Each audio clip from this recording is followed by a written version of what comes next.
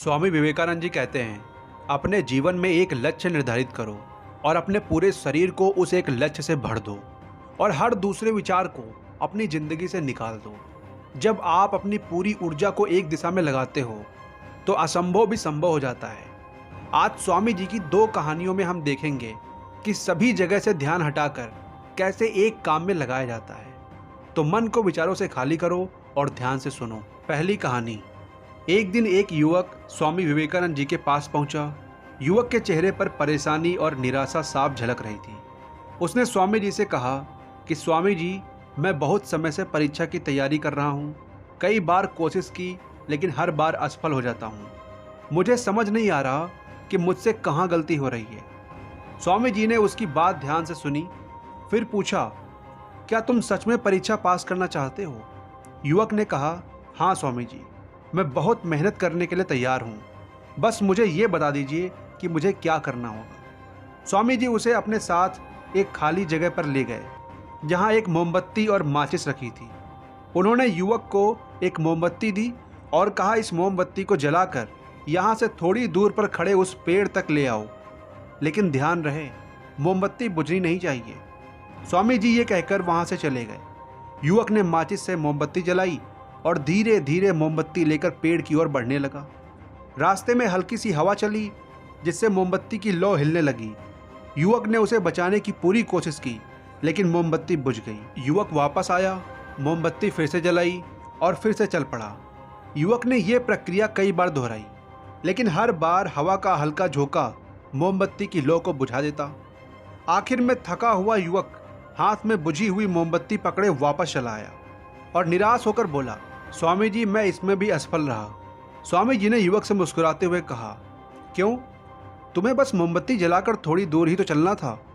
युवक ने धीरे से कहा, स्वामी जी, मैंने कोशिश की लेकिन हवा के कारण लौ बार बार बुझ जाती। स्वामी जी ने कहा, यही तो तुम्हें समझाना है कि तुम्हारा मन भी इस मोमबत्ती की लौ की तरह है और चारों तरफ की हवा ध्यान भटकाने वाली आदत है। जब तक तुम इन आदतों को वश में नहीं करोगे तब तक ध्यान की लौ बुझती रहेगी। ऐसे ही जब तक तुम अपने लक्ष्य पर पूरी तरह ध्यान केंद्रित नहीं होगे तब तक तुम अपनी मंजिल तक नहीं पहुंच पाओगे। इसीलिए मन को एकाग्र करो और जो काम करो उसमें पूरी तरह डूब जाओ। तुम्हारे प्रयास जरूर सफल होंगे। और याद रखो, सभी तरह के ज्ञान का मूल तत्व ध्यान है।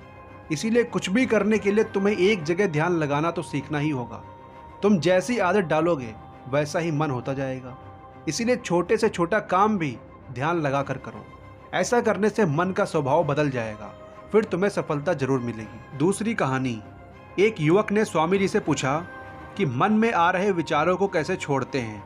स्वामी जी ने युवक से कहा, बताऊंगा, लेकिन उससे पहले तुमको एक परीक्षा देनी है। और एक गिलास पानी को पूरा भरकर स्वामी जी ने युवक के हाथ में पकड़ा दिया और कहा, पानी की एक बूंद गिराए बिना इसे पकड़कर खड़े रहो। युवक ने कहा, यह तो आसान है, और गिलास संभाल लिया। शुरू में सब ठीक था लेकिन थोड़ी देर बाद ही उसके मन में संदेह उठने लगे। इससे क्या फर्क पड़ेगा? आखिर कितनी देर तक मुझे ऐसे पकड़े रहना होगा? जैसे जैसे ये विचार आने लगे उसका ध्यान भटकने लगा और गिलास से पानी छलकने लगा। अंत में स्वामी जी ने कहा, बेटा, जब तक तुम्हारा मन शांत था तब तक पानी नहीं गिरा, लेकिन जैसे ही तुम्हारे मन में विचार आने लगे तो पानी बाहर गिरने लगा।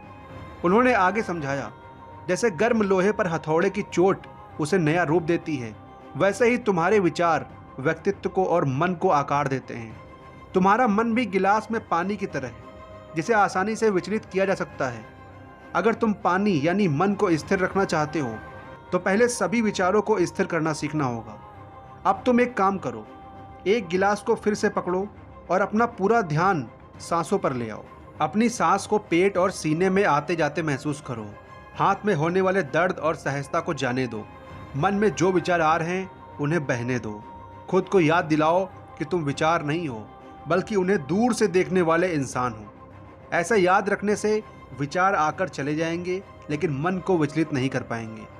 थोड़ी देर तक युवक ने इस अभ्यास को जारी रखा और गिलास से एक बूंद गिराए बिना खड़ा रहा। स्वामी जी ने कहा, इस तरह से अभ्यास करते रहो, धीरे धीरे तुम्हारा मन शांत होने लगेगा और तब कोई भी कठिन काम करना तुम्हारे लिए स्वाभाविक हो जाएगा। इसके बाद वो युवक स्वामी जी को धन्यवाद कहकर घर लौट गया। तो आज इतना ही। अगर इस वीडियो ने आपको थोड़ा सा भी लाभ पहुंचाया हो तो कमेंट ज़रूर करना। मिलते हैं नेक्स्ट वीडियो में। जय हिंद।